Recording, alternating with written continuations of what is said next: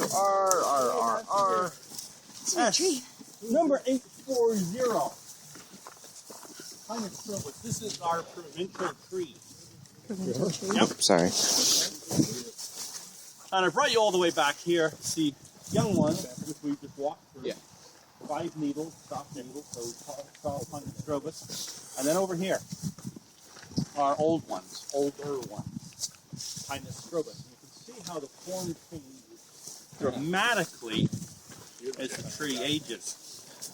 If any of you have seen the works of Group of 7, Good job. Tom Thompson, those windblown pines they took up in Algonquin. Yep. Some of them were the white pine. And you can see which way the wind has been blowing on those trees. Which way is west? That way. So the wind's predominantly out of the west. Look at the way those trees are shaped. Great. Right? White pine was one of the most valuable lumber trees, and still is. They were huge ones when the settlers arrived. Very good wood, very tough wood for softwood, and hence they're very, very common, often planted now in reforestation projects.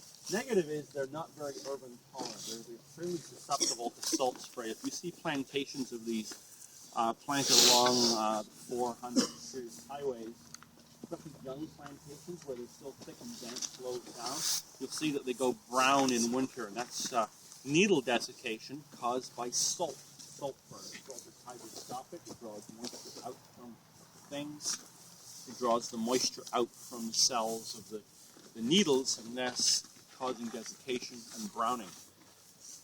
Very large plants, very long-lived.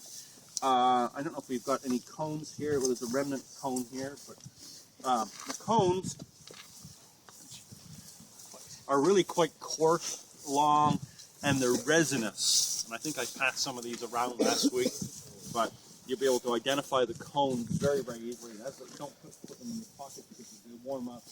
The resin on them becomes really quite sticky. And you can see the resin coming out of the plant. There we go, David's got one. Quite a bit of resin. This is probably caused by an insect, kind of an irritation, right? If we were to clean that resin off, we would probably find an insect in there, some sort of borer.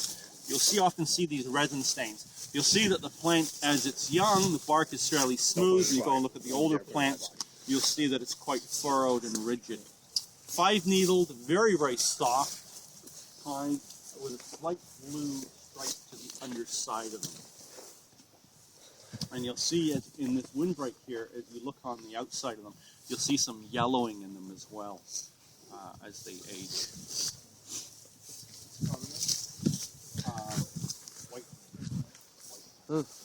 Now we're going to go over to the next plant. Well, I want you to look from